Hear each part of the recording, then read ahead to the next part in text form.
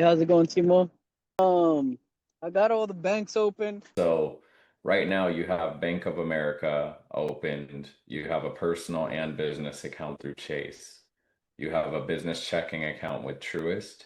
We now have a business checking account with Wells Fargo, and we do have a business checking account with US Bank. Amazing. So I'm gonna set a target of obtaining about $15,000 for the business at 0% from Bank of America through two credit cards.